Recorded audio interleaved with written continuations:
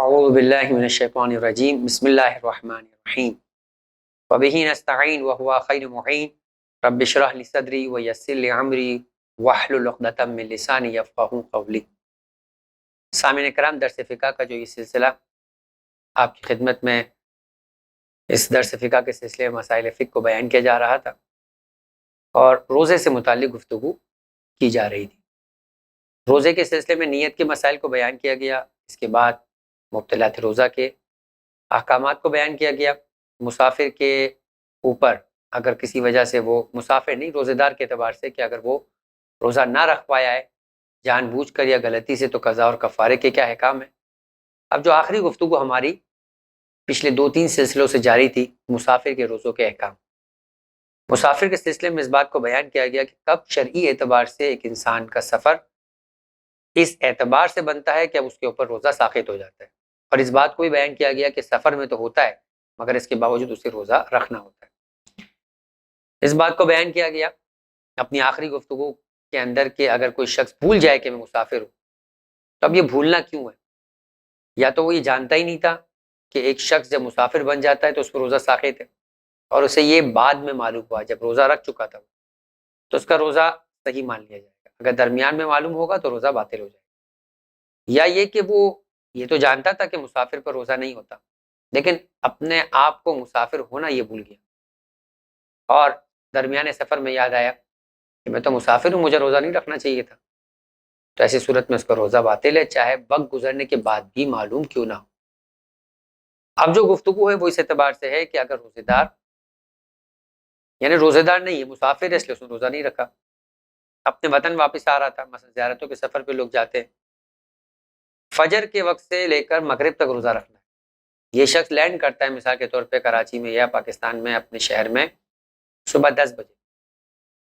تو جس طریقے سے ایک شخص جب مسافرت کے لیے جا رہا تھا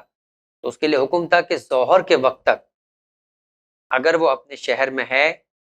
یا شہر میں نہیں بھی ہے، فجر کے بعد اپنے شہر میں ہے تو اسے اس وقت تک روزہ رکھنا ہے جب تک وہ شہر سے باہر نکل کر حد ترخص تک نہ پہنچ جائے، تب تک اسے روزہ رکھنا ہے۔ اور اگر اس نے جان بوجھ کے کچھ کھایا یا پی لیا تو اس کا روزہ یعنی اس پر کفارہ ہوگا۔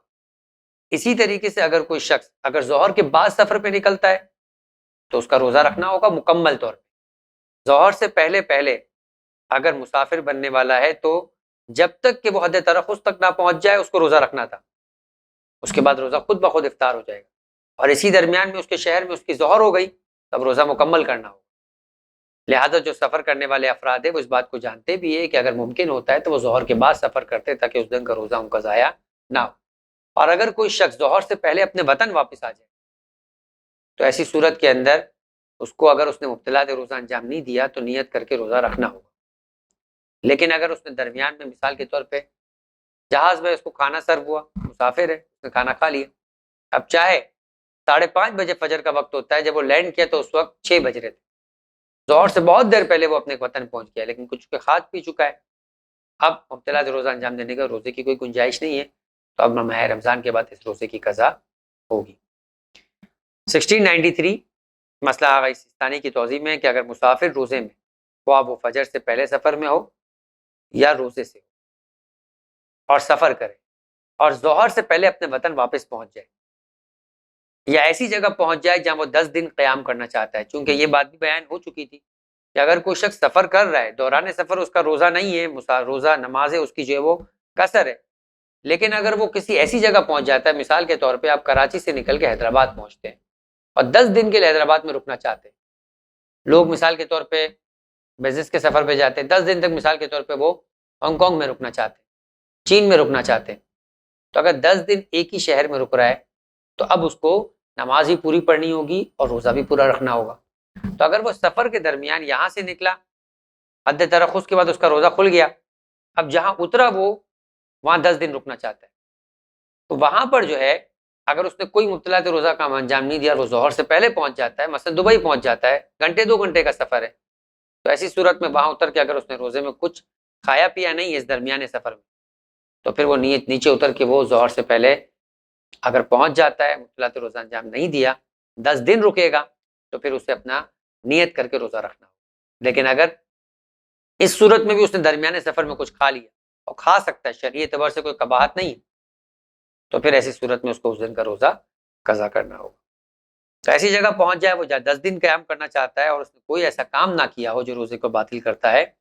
تو احتیاط کی بنا پر ضروری ہے کہ اس دن کا روزہ رکھے، یعنی احتیاط واجب کی بنا پہ روزہ رکھنا ہوگا۔ اور اس صورت میں اب روزے کی قضا بھی نہیں ہے چونکہ اس نے روزہ رکھ لیا۔ لیکن اگر کوئی مبتلاط روزہ انجام دے دیا ہے تو اس دن کا روزہ واجب نہیں ہے اور ضروری ہے کہ پھر اس کی قضا کرے۔ 1694 کہ اگر مسافر اپنے وطن میں یا ایسی جگہ جہاں 10 دن کا قیام کرنا چاہتا ہو، وہ اگر فرض کرے کہ ظہر کے بعد پہنچتا ہے تو پھر کیا ہوگا؟ درمیان میں ویسے ہی روزہ نہیں رکھنا تھا، اب جہاں لینڈ کر رہا ہے وہ ظہر کے بعد پہنچا ہے، تو اب اس دن کا روزہ اس کا نہیں ہے، اسے ماہ رمضان کے بعد اس روزے کی قضا کرنی۔ یہ دونوں مسئلے مکمل ہونے کے بعد اب ہر وہ مسافر کے جس پہ روزہ نہیں رکھنا ہے،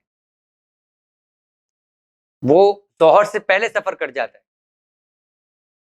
تو ایسی صورت کے اندر کیا وہ اس درمیان میں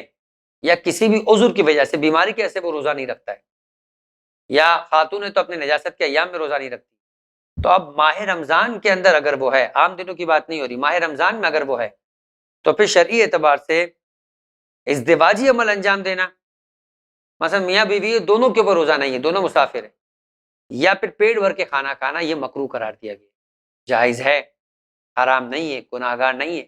لیکن مکروہ ہے کہ ماہ رمضان میں اس طریقے سے ان کاموں کو انجام دیا جائے۔ اب جو ہمارا چیپٹر ہے وہ ہے وہ لوگ کہ جن پر روزہ رکھنا واجب نہیں، ایسے افراد کے جو کچھ خاص قسم کی بیماری یا ایج کو پہنچ چکے کہ اب ان کے لیے روزہ رکھنا پاسبل نہیں ہے، یا بہت زیادہ دقت اور پریشانی کا باعث، یا خاتون ہے کہ جو پیگنینسی کے اندر ہے یا دودھ پلا رہی ہے، خود کے لیے یا بچے کے لیے، ایسی صورتحال میں نقصان ہو جائے گا تو انہیں روزہ نہیں رکھنا،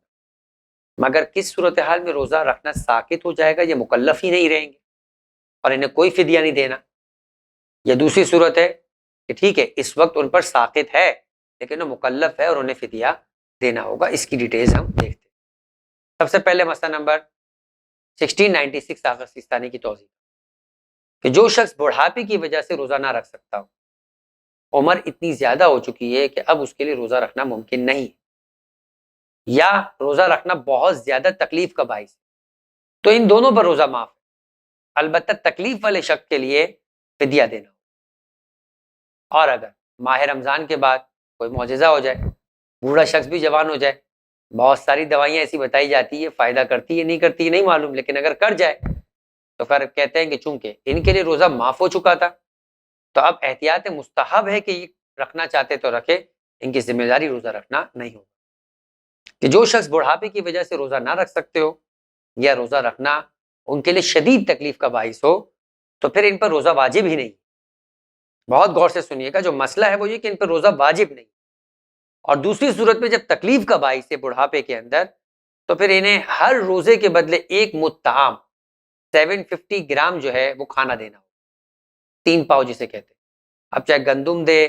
چاول دے، یا بنا ہوا مثال کے طور پہ کھانا مثلا پلاؤ یا بریانی اس طرح کی کوئی چیز یا سالن روٹی دے، یہ ان کی ذمہ داری ہے کہ 3 پاؤ ہر روزے کے بدلے دینا ہوگا شرعی مستحق فقیر کو، ضرورت مند کو۔ اور اگر یہ شخص بڑھاپے کے بعد رمضان میں جو روزے نہ رکھے ہوں، بڑھاپے کی وجہ سے رمضان کے بعد روزہ رکھنے کے قابل ہو جائے تو احتیاط مستحب ہے کہ جو روزے نہ رکھے ہو ان کی قضا کرے۔ اس مسئلے کے بعد اگلا مسئلہ جو ہے وہ بیماری ہے، پیاس کی بیماری، شدید پیاس لگتی ہے اور ناقابل برداشت ہے ورنہ ہلاک ہو جائے۔ ایک مرتبہ یہ کہ برداشت کے قابل ہے مگر شدید تکلیف ہوگی، ان دونوں کے لیے روزہ نہیں رکھنا، لیکن شدید تکلیف والے کے لیے اسی طریقے سے جس طرح بڑھاپے میں شدید تکلیف کا مسئلہ تھا اسے ایک مطعام دینا ہوگا، کہ اگر کوئی شخص کسی بیماری کی وجہ سے جسے بہت زیادہ پیاس لگتی ہے وہ پیاس برداشت نہ کر سکتا ہو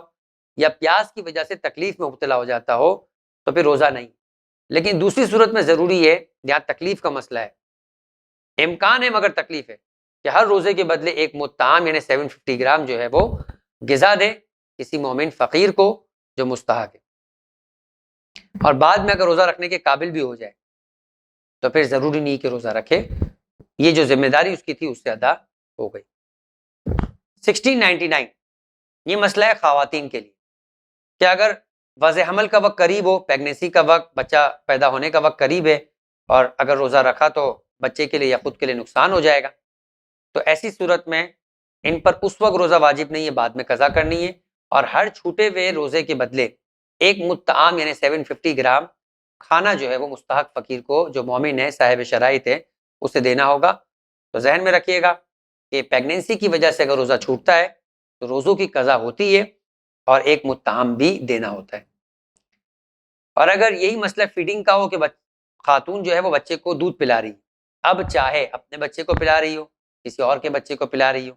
اجارے پر رقم لے کے پلا رہی ہو، اور اس کے علاوہ کوئی اور خاتون نہیں ہے کہ جو اس کو دودھ پلا سکے، کوئی اور طریقہ نہیں ہے، مثال کے طور پہ وہ ڈبے کے دودھ وغیرہ پہ گزارا کر سکے، یہ نہیں ہے، تو ایسی صورت میں اس عورت کے لیے بھی اجازت ہے کہ وہ دودھ پلائے، رمضان کے روزے نہ رکھے، ماہ رمضان کے بعد ان روزوں کی قضا کرے، اور ساتھ ہی ہر روزے کے بدلے میں ایک مطعام یعنی 750 گرام آٹا یا چاول یا اس طرح کی کوئی چیز جو کھانے کی ہو، 3 پاؤ جو ہے وہ مومن فقیر کو جو صاحب شرائط ہے انہیں ادا کرے۔ تو یہ مسئلہ جو ہے وہ اس طرح سے مکمل ہوا، اور انشاءاللہ اگلے اپنے جلسے کے اندر، اگلے درس کے اندر جو ہے وہ چاند کی تاریخ کے اعتبار سے گفتگو ہوگی، کب چاند کی جو تاریخ ہے، پہلی تاریخ، وہ کس طرح ثابت ہوتی ہے، تاکہ یہ ہمیں مندازہ ہو کہ کب چاند کے مسائل ویسے بھی بڑے گمبھیر مسائل ہو جاتے ہیں، روزے کی ابتدا کے لیے تو شاید اتنے نہ ہو، لیکن چاند کا مسئلہ عید کے رات کے اعتبار سے بڑا پیچیدہ ہوتا ہے۔ بہرحال ہم اگر سیستانی کے اعتبار سے گفتگو کریں گے اور اس بات کو بیان کریں گے کہ چاند کی پہلی تاریخ کس طرح سے ثابت ہوتی ہے۔ وما علینا الا البلاغ۔